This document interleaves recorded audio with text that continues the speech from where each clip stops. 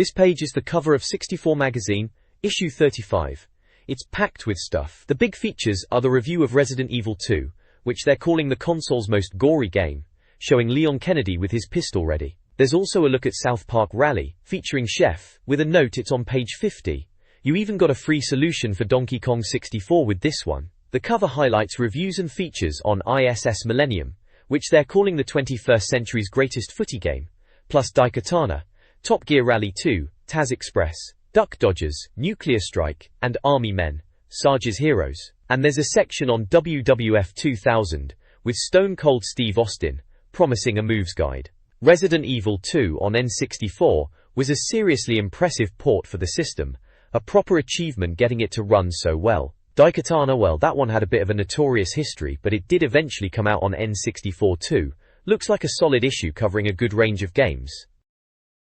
This page is an advert for Earthworm Jim 3D, promoting the game for Nintendo 64 and Game Boy Color. It features a large 3D render of Earthworm Jim and the game's logo, highlighting the third coming. This page is the contents page for issue 35, 1999, giving a look at what's inside the magazine. Featured prominently are articles and reviews on big hitters like Resident Evil 2, Carmageddon 64, South Park Rally, WWF WrestleMania 2000, and Super Smash Bros. This page kicks off a look at what Nintendo had planned as we headed into the new century, under the banner of Nintendo 2000.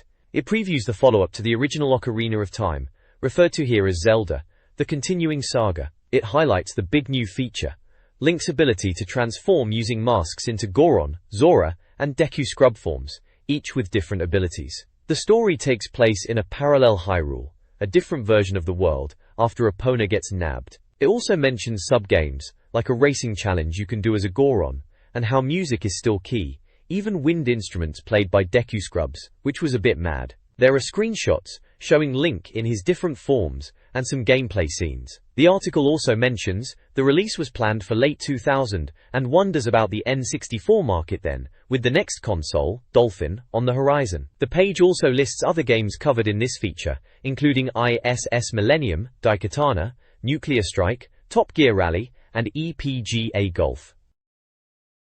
Nintendo 2000 previews, several upcoming N64 games.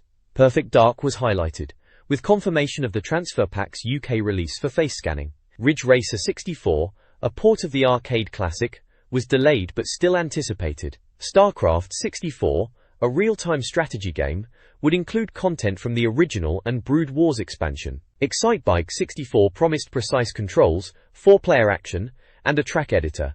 Kobe Bryant NBA Courtside 2, the sequel, aimed to build on its predecessor. Finally, Mini Racers, a simplified RC car game, offered responsive controls and tight tracks. The next page continues looking ahead to Nintendo 2000. We've got a look at Rika, a third-person adventure game shown at E3, with Arctic and underground settings, featuring a heroine compared to Lara Croft. There's also Super Mario Adventure, previewed here as a cartoon-style RPG with menu battles, which looked like it was evolving into something else entirely from the screenshots. Pokémon Stadium is here too, confirming compatibility with the Transfer Pack and featuring all 151 Pokémon, unlike the Japanese original. And finally, Eternal Darkness, a medieval horror game that sadly never saw the light of day on the N64, but the screenshots certainly looked intriguing. The right side is a massive advert for Turok, Rage Wars, pushing its head-to-head combat with plenty of multiplayer screenshots. This page features a preview of ISS Millennium, Konami's next football game set for a February 2000 UK release on the N64. Building on the success of the previous ISS games, they highlight features like the career mode for developing your player. The article notes that with no new FIFA game on the horizon for the N64, ISS Millennium looks set to continue the series' strong reputation for playability, promising the same great gameplay as ISS 98. Screenshots show the in-game view, player customization, and menu screens. The right side is an advert for Gameplay.com, a place to buy games and get tips online, by phone, or interactive TV. This page features a preview of Daikatana, the first-person shooter from John Romero's Ion Storm, promising a plot involving time travel. You play as Hiro Miyamoto, tasked with retrieving the mystical Daikatana sword across different eras like ancient Greece, medieval Norway, futuristic Japan, and near-future San Francisco. The article highlights the game's RPG elements, where hero skills like vitality, attack, and speed improve as you progress. It notes that the N64 version is expected to use the expansion pack for enhanced lighting and weather effects, and will run in medium resolution. Interestingly, the companions from the PC version, Mikiko and Superfly, seem to only feature in multiplayer on the N64. The game was aiming for an Easter 2000 UK release, and was seen as potential competition for Perfect Dark. Historically, the N64 version faced delays, and ultimately didn't see a North American release, arriving in Europe and Japan to a somewhat muted reception compared to the PC version's notoriety. Screenshots show gameplay across the different time zones, including encounters with various enemies like ancient soldiers, giant spiders, and futuristic foes, displaying the in-game HUD with stats like health, armor, and experience. The right side of the page is an advertisement for the Equalizer cheat cartridge for the N64, promoting its ability to provide cheats like infinite lives and ammo, generate new codes, and freeze gameplay. This page gives us a look at Nuclear Strike, a game making the jump to the N64. It's the next entry in the popular helicopter action series, promising that signature explosive top-down gameplay, but with a shiny new 3D engine for the N64 version. Pacific Power and Light were handling the N64 conversion, aiming to make the most of the console's capabilities with real-time lighting and improved environments. You pilot various vehicles, not just choppers, across large landscapes, in a campaign themed around preventing nuclear war. It was a solid port of the PlayStation game, and yes, it did see a release on the N64 here in the UK. The screenshots show the isometric viewpoint, various vehicles like the Apache, and some chow-baitic destruction happening in the environment. On the right is a big advert from Wizard Interactive, selling N64 and Game Boy games, consoles, and accessories. This page focuses on Top Gear Rally 2, the successor to the highly regarded original N64 racer. It seems to be aiming to recapture the feel of the first game, particularly the realistic handling that allowed for those epic power slides, after the Top Gear Overdrive release. A standout feature they talk about is the random track generator, which is pretty unique and ensures every race feels fresh. The game is packed with 15 cars, based on real-world models, and you can even slap sponsors' logos onto them as you advance. Taking care of your motor is key too, as damage is modeled. The rally stages span a variety of landscapes, from forests to deserts and mountains, and include night races to test your skills further. They mention the game looked much improved since its showing at E3. There's also a driving school section to hone your techniques like drifting before tackling the main events. Top Gear Rally 2 was scheduled for a UK release in February 2000, with a full review anticipated in the next magazine issue. The screenshots show the game running in various environments and conditions, giving us a good look at the cars and the on-screen display. It was certainly shaping up to be a strong contender in the N64 racing lineup. This page features a preview of EPGA Golf on the N64. The magazine notes the console hasn't had the best luck with golf simulations previously, mentioning games like the Glory of St. Andrews and Augusta Masters clones. EPGA Golf, however, seems to be making a solid attempt to deliver a realistic golfing experience, featuring real professional players and courses. The game uses a standard gauge system for controlling shots, requiring precise timing. The animation looks quite detailed, based on motion capture from real golfers. The preview mentions the game was a beta version at the time and suggests an option to skip the pre-shot player animations would be a welcome addition. EPGA Golf was scheduled for a UK release on the 11th of February 2000. Screenshots show various views of gameplay, including the swing meter, putting grid, and different course environments. The page also includes a large section dedicated to the Millennium Games Awards, a competition sponsored by HMV, Total Games Network, and Titus. Readers were invited to vote for their top 10 games of all time, across all formats, by filling out an entry form. As part of this feature, the magazine's editors share their personal top 10 lists, which notably include several N64 classics such as GoldenEye, Super Mario World, SNES is included here, but N64 GoldenEye is listed, and San Francisco Rush. The competition prizes included a Nintendo 64 console, among other gaming hardware and vouchers. The closing date for entries was the 31st of December 1999. The next page features a large advertisement for a cheat and tip service called Cheats Unlimited, covering loads of consoles including the N64, PlayStation, Dreamcast, PC, and Game Boy Color. They claim to offer cheats and tips for over 2,000 games, along with services like walkthroughs and release dates, accessed via a premium rate phone line. Below that is the actual questionnaire form for the Millennium Games Awards competition, asking for readers' details and lifestyle info so they can send off their votes for the top games, showing consoles like the PlayStation and Dreamcast and giving the free post address for entries. N64 news includes Acclaim's ECW Hardcore Revolution, promising a more brutal wrestling experience. The promising flight sim Harrier 2001 was unfortunately cancelled. Capcom is rumored to be developing a new Resident Evil title, possibly with polygonal graphics, and a Street Fighter game is also a possibility. Fox Interactive Speed game never materialized. Ridge Racer 64 and Resident Evil 2 were delayed, but released in 2000. The 64DD disk drive launched in Japan, but not in the UK, and its subscription model was seen as risky. Nintendo's successor, codenamed Dolphin, GameCube, was set to be revealed in August 2000 and would connect to the Game Boy Advance. Nintendo dominated the 1999 BAFTAs, with The Legend of Zelda, Ocarina of Time winning Best Game and Rare being named UK Developer of the Year. This page features the Game Watch section, which is the magazine's comprehensive list of upcoming Nintendo 64 games, with their expected release dates. It highlights UK releases and notes that dates can change, which ties into what we saw on the previous page about delays like Ridge Racer 64 and Resident Evil 2 eventually making it out. Down the bottom are some screenshots showing games from the list, including Daikatana, Ridge Racer 64, Perfect Dark, Top Gear Rally 2, StarCraft and Taz Express. There's also a review in the Gizmos and Gadgets section for the Top Drive Roadster steering wheel. It's designed to sit on your lap but sounds like it's not particularly stable, and the steering precision isn't great, which isn't ideal for racing games like Mario Kart. It gets a rating represented by some icons. Elsewhere on the page are adverts for Dreamcast magazine and Cheats Unlimited, which covers multiple consoles including the N64.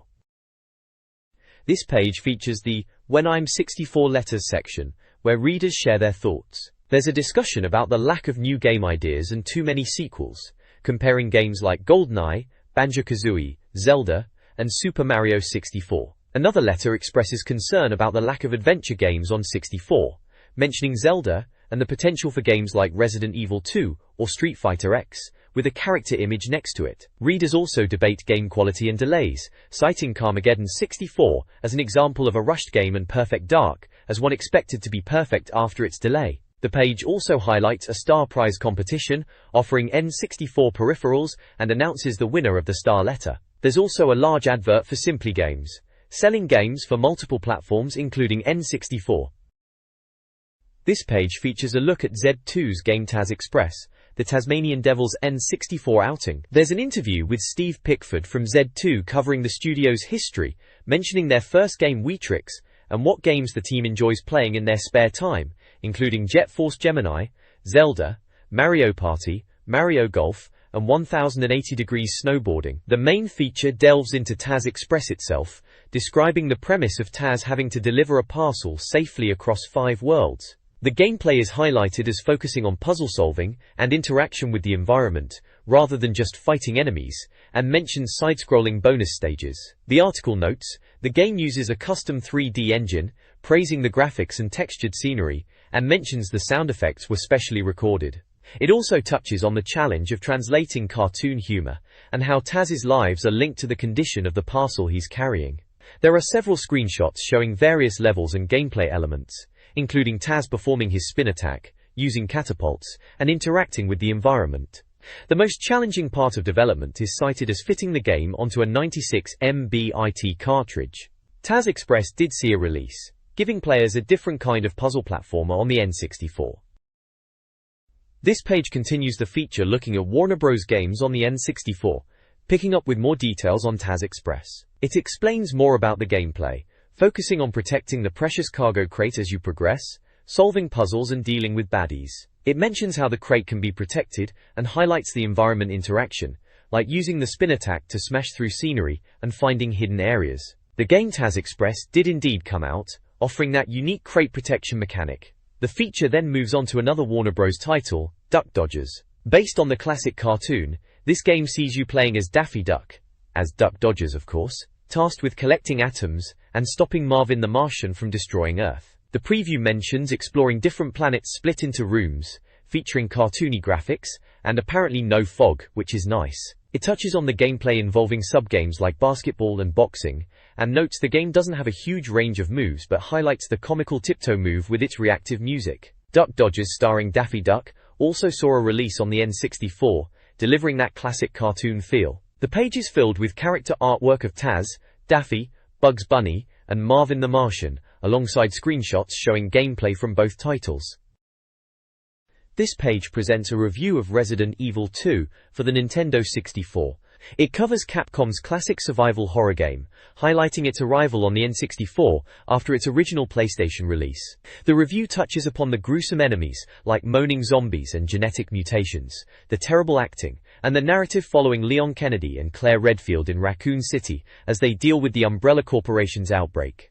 It mentions the technical challenge of porting the game to the N64 cartridge format, noting the inclusion of all the FMV cutscenes despite necessary compression. The game features pre-rendered backgrounds and polygon characters, with enhanced detail available if you had an expansion pack. The review points out features like gallons of gore, variable violence levels, analog control, and the inclusion of a randomizer function, calling it one of the scariest games on the system. Resident Evil 2 did indeed see a release on the N64 in early 2000, proving a technical marvel for the console. This page continues the look at Resident Evil 2 arriving on the N64. It highlights that all the video sequences from the PlayStation original are included. Quite a feat for a cartridge. The review touches on the setup in Raccoon City, with Leon and Claire. It discusses the gameplay, noting the puzzles required to progress, giving the police station statue puzzle as an example. The analog control is mentioned as a welcome addition compared to the old D-pad tank controls, making movement much smoother. The game's adventure side is discussed, contrasting the atmospheric horror with contrived puzzles like finding jewels to unlock doors. You get to choose between Leon and Claire at the start, with Claire's path being slightly harder but she gets a useful lockpick. It points out the shock moments, like survivors turning right before your eyes, and shows some intense screenshots, including using the grenade launcher to clear a room full of zombies. A technical point is made about the polygonal characters standing out from the pre-rendered backgrounds due to compression, which gives a sort of Scooby-Doo effect according to the review, but helps with spotting items. Resident Evil 2 did indeed make it to the N64, and was quite the technical achievement. This page carries on with the Resident Evil 2 review, focusing on the monstrous inhabitants of Raccoon City. It highlights terrifying foes like the Licker, noting their gruesome appearance and sudden arrival. You also meet Sherry Birkin, a key character you'll even control at points, whose parents are central to the plot. The game's notorious gore is mentioned, fitting the series' reputation for horror and violence, featuring various enemies including unpleasant spiders. The review states it's a challenging game, even if you know what you're doing, ensuring a lengthy experience. Screenshots show off the Licker, Sherry, combat against hordes of zombies, the inventory screen, and the vital typewriter save points. This really was Resident Evil 2, full and bloody, on the N64 cartridge. This page carries on with the Resident Evil 2 review, showing off Leon and Claire front and center. It details the hidden outfits and weapons you can unlock, like Claire's potent Colt SAR. The review really emphasizes what a feat it was to get this 2-disc PlayStation game onto a single N64 cartridge, playing just like the original with its classic tank controls and fixed camera angles.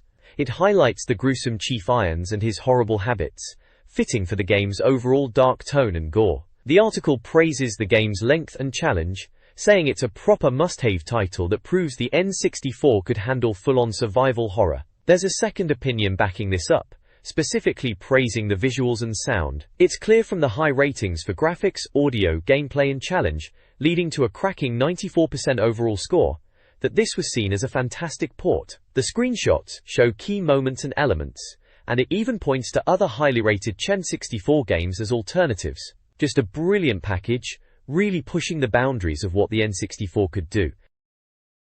This page is a look back at the Carmageddon 64 review. The game was meant to be all about driving and causing mayhem, running over folks for points, but on 64, they swapped the pedestrians for zombies. You've got screenshots showing the driving, smashing up other cars, and even attempting stunts for bonuses. The Ninfo section gives you the lowdown on who made it, and when it came out, listing Virgin as the publisher and Psy as the developer, and it was out now for £39.99.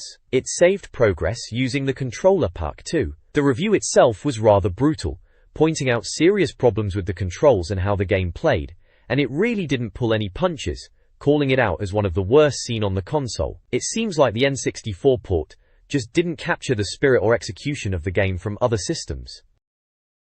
This page continues the look at Carmageddon 64. The review section pulls no punches, heavily criticizing the appalling physics which apparently made the game feel unplayable, claiming the vehicles behave more like hovercraft and simple actions like tapping the brake send you spinning backwards. It also highlights the change from running over people to zombies for points, noting the limited character models. Screenshots show typical driving mayhem, and the UI with scores and objectives.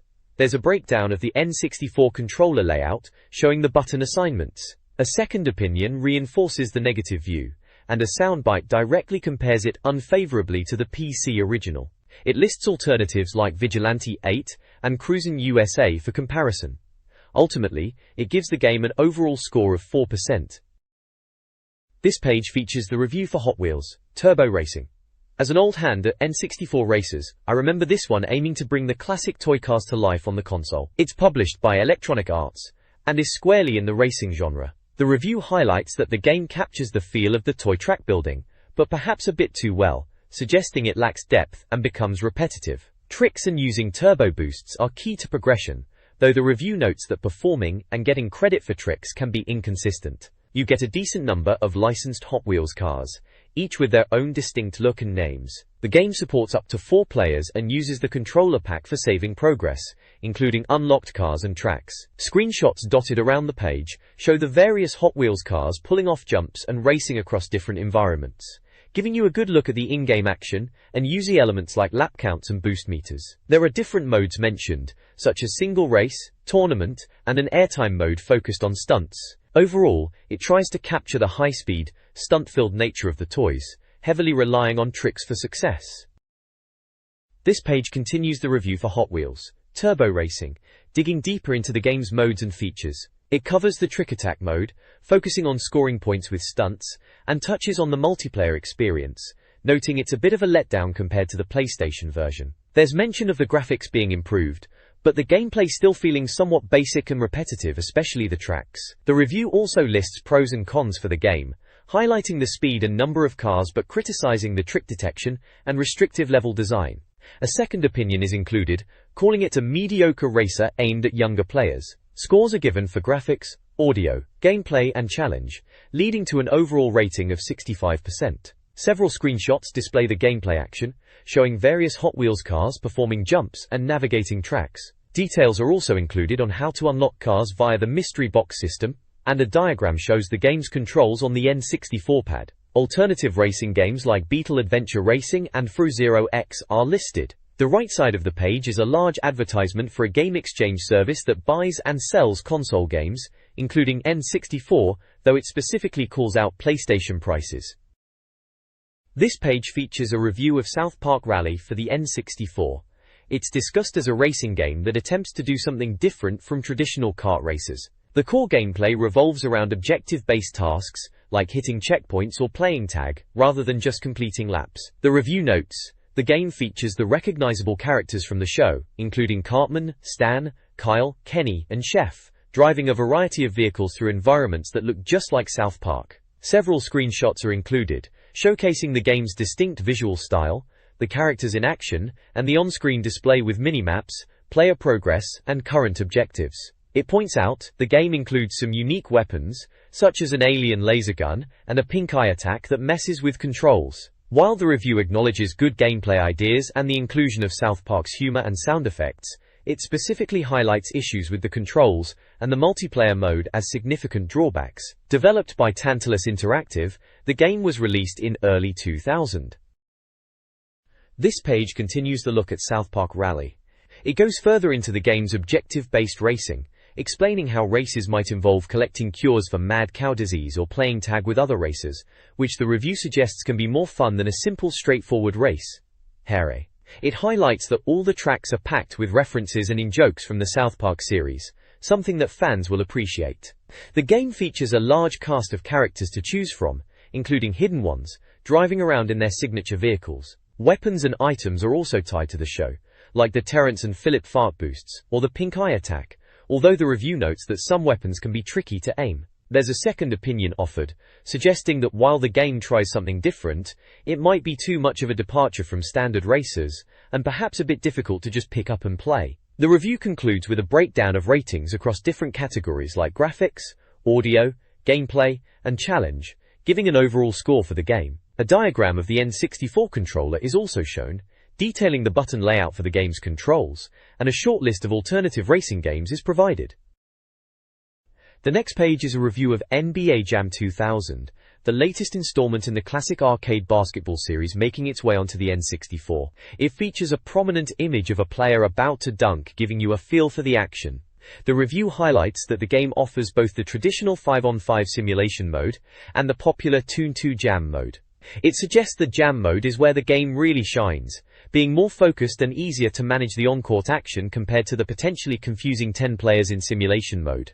The graphics are noted as looking good, and the animations are particularly praised, especially the flashy moves like dribbling around the body. However, it does mention the game can sometimes slow down, particularly during big slam dunks. Commentary is called out as being amusingly repetitive, perhaps better suited to a wrestling game than basketball at times. The replays are a highlight, offering dynamic, multi-angled views of the action.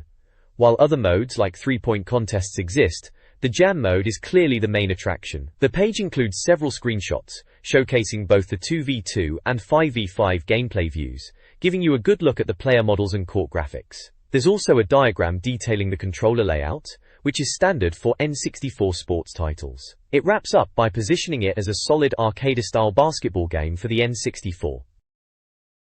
This page features a review of Supercross 2000, EA's take on motorbike racing on the N64. It talks about how the anticipation for the game was high, but unfortunately the control system really lets it down, making the bike handling feel completely off and difficult to turn, which ruins the experience despite the game looking decent. The review points out the game includes licensed riders and tracks, adding a touch of authenticity for fans of the sport. There are screenshots showing the motocross action, crashes, and different camera views, like a handlebar perspective. A diagram details the N64 controller layout for the game. The review mentions various modes of play, but highlights the control issues persist across them, even making the freestyle mode repetitive. There's a section giving a second opinion which is quite critical, calling out the graphics and the chainsaw bike noises, and the overall poor gameplay. The final soundbite summarizes that it's a potentially good game let down by bad controls. There are also alternatives listed, including Top Gear Rally and Road Rash 64. The overall rating is given. This page dives into a review of Army Men, Sarge's Heroes. It looks at 3Do's attempt to bring the classic plastic toy soldiers to the Nintendo 64. The game puts you in control of Sarge, a green soldier who wakes up to find his base under attack by the Ten Army, led by General Plastro. The conflict spans across both the miniature world and the human world, involving artifacts from our reality. The review highlights the game's 16 missions with multiple objectives, and mentions a map feature to help navigation. It praises the weapons, noting the developers put thought into them. Specific weapons like the flamethrower, which melts plastic naturally, and the grenade targeting system are singled out as enjoyable features, as is the mine detector and auto-target system. The visuals are noted for the shiny plasticine look of the characters, and decent lighting effects. Beyond the single-player campaign, the game also features a multiplayer mode for plastic warfare against friends. The screenshots show various gameplay moments, including combat, the grenade targeting cursor, a vehicle, a tank, and the melting effect caused by the flamethrower. The 9 info box confirms it's a shoot-'em-up developed and published by 3Do, originating from the US. It supports up to 4 players, and saves progress using the controller pack. The review points out positives, like good lighting effects and weapon aiming, but also lists awkward camera movement, unintelligent AI, and uninspired sound as negatives.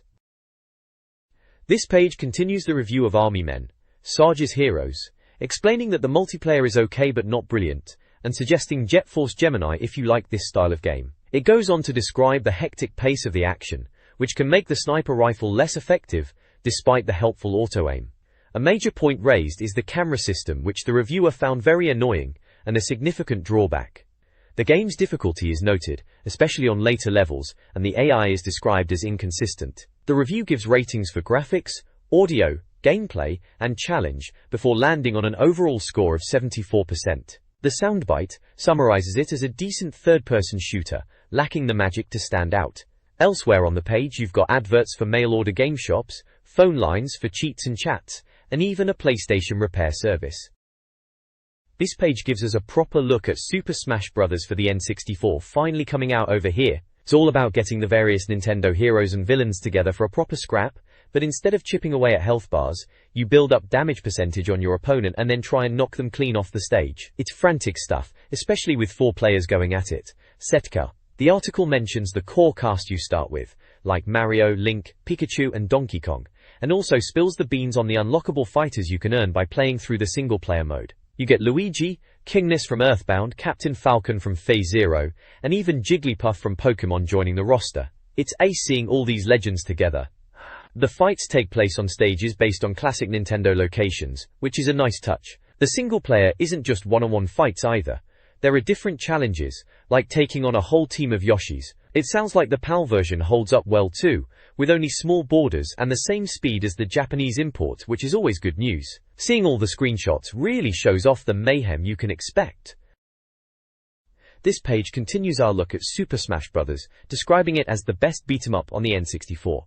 It details how the screen zooms in and out to follow the action, which can get pretty frantic with everyone flying about.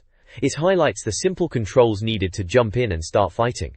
We get a mention of each character having unique special moves, like Mario's fireballs, or Pikachu's rather unique attack. The review notes that the game is easy to pick up, but challenging to unlock everything. While the graphics might not have been the sharpest for hardcore fighting game fans, the gameplay is solid, especially the excellent multiplayer mode. The main criticism seems to be the low pixel count, but overall, it's seen as a great multiplayer experience with hidden extras to discover. The overall rating is a solid 87%. The page also includes a look at the basic controls and lists a couple of alternative fighting games. Alongside that, there's a big advertisement for 64 Solutions issue number 15. This special issue is priced at £3.95 and promises 132 pages packed with solutions, maps, hints, and cheats for big N64 titles of the time. It specifically mentions covering games like Jet Force Gemini, Rayman 2, Shadow Man, and Super Smash Bros. Itself. There's also an order form for grabbing a copy. This page is Cheat Central, showing off the latest and greatest cheats and tips doing the rounds. We've got a section on Ready to Rumbles, showing how to unlock more boxes and pull off those big combos. There's also 40 winks with codes to help you out, like getting all the hub keys. Xena, Warrior Princess features some handy cheat codes for things like invincibility. Roadsters has a clever trick where you use cheat names for your profile to get effects like tons of starting money, or different car types. Hybrid Heaven offers codes to play as different characters or unlock modes after you've proven your mettle by completing it. Destruction Derby 64 gives you tips for getting a turbo start and unlocking the various vehicles like the ambulance or police car by completing challenges. Finally, Donkey Kong 64 shows off how finding fairies unlocks options on the menu screen and a simple trick to refill your health. This page is Cheat Central once again, packed full of helpful tips and tricks for getting the most out of your N64 games. You've got codes here for Body Harvest, letting you mess about with ammo and health, and Diddy Kong Racing with cheats for unlocks. There's F-Zero X, Banjo-Kazooie giving you infinite jiggies and health, and Turok 2, Seeds of Evil helping you out with weapons. Wrestling fans are covered with cheats for WCW, NWO Revenge and WWF Warzone. And of course the big hitters like Zelda, Ocarina of Time with infinite rupees and health, Quake 2, Rogue Squadron, Super Mario 64, GoldenEye IS-98, Lilat Wars, and Mario Kart 64 all have codes listed to give you an edge. It really shows how much was available back then to enhance your gaming experience. There are also adverts for places you could pick up games, imports, and peripherals like Project Cat A and Wilrons.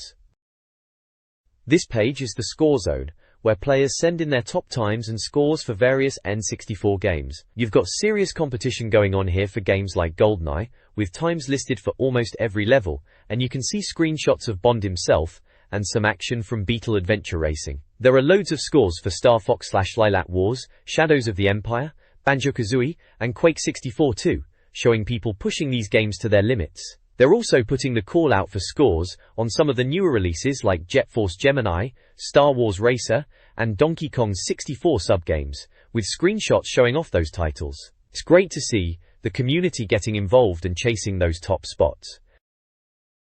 This page continues the score zone action, showcasing the top players and their incredible times and scores across a wide range of N64 classics. You've got serious competition going on for fan favorites like Diddy Kong Racing, Mario Kart 64, Wave Race 64, and 1080 Degrees Snowboarding, alongside results for Star Wars, Rogue Squadron, Micro Machines 64 Turbo, Turok, Blast Corps and more. It just goes to show the dedication players had to mastering every track and challenge. They're also promoting the Score Zone Challenge itself, highlighting how players are battling it out for the title of Ultimate Player and that fantastic steering wheel prize. This page dives into a playing guide for WWF WrestleMania 2000. It kicks off with some basic tips on attacking and grappling, explaining how holding buttons affects power and speed. Then it gets into the nitty-gritty with move lists for Stone Cold Steve Austin and The Rock, covering everything from standing strikes and grapples to moves on the mat turnbuckle, and even running attacks. It's illustrated with portraits of Stone Cold and The Rock, plus large photos of Stone Cold, Chyna, Triple H, and The Undertaker, showcasing some of the top talent from that era. This guide is clearly designed to help players master the game's combat system and pull off those signature moves. This page continues the comprehensive playing guide for WWF WrestleMania 2000, diving into the signature moves of some more big names from the Attitude Era. We've got the detailed move lists here for Triple H, The Undertaker, Mankind, and Kane. It breaks down all their special strikes, grapples, ground attacks, turnbuckle moves, and even defensive options, just like the previous page did for Austin and The Rock. Essential stuff if you wanted to master playing as these icons, complete with screenshots, showing some of the key maneuvers. Really helps you get the hang of pulling off moves like the pedigree, chokeslam, mandible claw, or the tombstone piledriver. This page continues the comprehensive playing guide for WWF WrestleMania 2000, focusing on more key wrestlers. Here we get the full breakdown of moves for The Big Show Paul Wright, Road Dogg Jesse James, Mr. Ass Billy Gunn, and XPAC. Just like the previous sections, it covers all their standing, grapple, running, and special finishes. Essential reading for anyone wanting to master these guys in the game, showing off signature moves like the Showstopper, Shake, Rattle and Roll, famous Mangusser, and the X Factor. There are also screenshots, showing some of the action in the ring.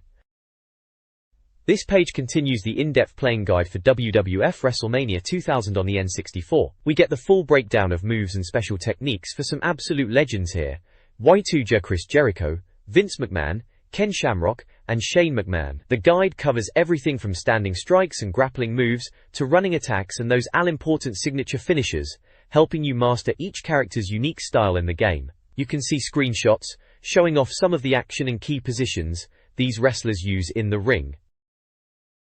This page carries on with the cracking playing guide for WWF WrestleMania 2000, giving us the full lowdown on moves for another 4 top wrestlers. We've got Test, Farouk, the Big Boss Man, and Bradshaw here, with detailed breakdowns of all their grappling moves, standing attacks, and, of course, their signature finishes. Each section includes screenshots to show them off in action, helping you master their specific styles in the game. Essential stuff if you wanted to dominate the squared circle. This page continues the cracking playing guide for WWF WrestleMania 2000, this time focusing on 4 more top grapplers. We're getting the full rundown on the movesets for Val Venis, Jeff Jarrett, The Godfather, and D'Lo Brown. Just like before, it breaks down all their standing attacks, front and rear grapples, moves when the opponent is on the mat, running attacks, and even their turnbuckle moves. Each section is paired with a screenshot showing off the wrestler or a specific maneuver, which is brilliant for seeing the moves in action. Absolutely essential information if you wanted to get to grips with these particular characters and dominate the ring in this classic N64 wrestling title. This page continues the cracking WWF WrestleMania 2000 playing guide, this time covering the moves of Mark Henry, Christian, Edge, and Gangrel. Just like the previous page, it lays out all their key maneuvers, from standing strikes and grapples to moves used when the opponent is down or near the turnbuckle. It's all backed up with screenshots showing off the various wrestlers and some of the devastating moves you can pull off with them. Essential reading for anyone wanting to master these particular characters in the ring. This page is a fantastic offer on strategy guides and books for N64 classics like Turok 2, Banjo-Kazooie, Zelda 64, Lilat Wars, and GoldenEye. You could grab any 3 of the books for just a tenner, or the Nintendo 64 Gold Tips book that even came with a free memory card. This page lays out a cracking subscription deal for 64 magazine. For £64 you get 12 issues, plus your choice of a top N64 game like GoldenEye or Mario Kart, and an essential strategy guide such as the Zelda 64 or Banjo-Kazooie books. It's also got details for standard subscriptions and ordering back issues. This page gives you the Nindex, the complete list of every N64 game reviewed so far, detailing scores, which peripherals are supported, and a brief comment on each. It also features the current top 10 list, showcasing absolute crackers like GoldenEye, Zelda, Ocarina of Time, and Donkey Kong 64, along with a key explaining all the symbols used and the different game genres. This page carries on with the Nindex, giving you the complete rundown on every N64 game reviewed so far, along with the score and other details. You've got the top 5 lists for different genres as well.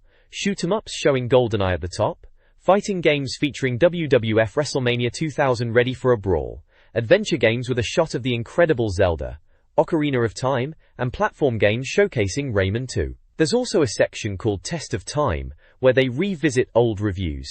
World Driver Championship got a slightly lower score this time, still looking decent but maybe not quite as exciting as they first thought. Mystical Ninja 2 starring Goemon saw its score drop dramatically, perhaps suggesting it didn't age well despite being an enjoyable platformer initially.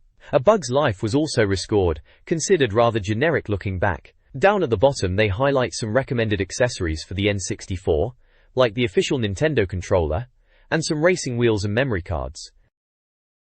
The next page continues the Nindex, listing every game reviewed in the magazine up to this point, complete with scores and comments, giving you the full rundown on the N64 library. You'll also find the top 5 rankings for different genres. The best racing games are topped by F1 World Grand Prix, sports games are led by IS-98, party and puzzle games see Buster Move at number 1, and Command & Conquer heads up the strategy and simulation list. They even highlight the 5 worst games reviewed so far, with Carmageddon taking the unenviable top spot. Down at the bottom is the 64 Mag's Most Wanted section, showcasing upcoming games everyone was desperate to get their hands on. Perfect Dark is there, the eagerly awaited shooter from Rare, shown with a screenshot hinting at its atmosphere. There's also talk of the next Zelda game, referred to here as the Continuing Saga, which we now know as the fantastic Majora's Mask. Konami's popular football series gets a mention with ISS Millennium, and there's anticipation for Castlevania 2, a planned sequel that sadly never actually got released on the N64. Finally, StarCraft 64 is featured, the N64 port of the hugely popular PC strategy game. The next issue previews Vigilante 8, Second Offense as its cover story, promising more vehicular combat. Upcoming reviews include Perfect Dark, ISS Millennium, Top Gear Rally 2, and others, showcasing a diverse range of genres. A guide for WWF WrestleMania 2000 and a full solution for Resident Evil 2 are also previewed. Issue 36 arrives in January. A special reserve club offers discounts on games and peripherals. Readers are encouraged to reserve their copy to avoid missing the issue.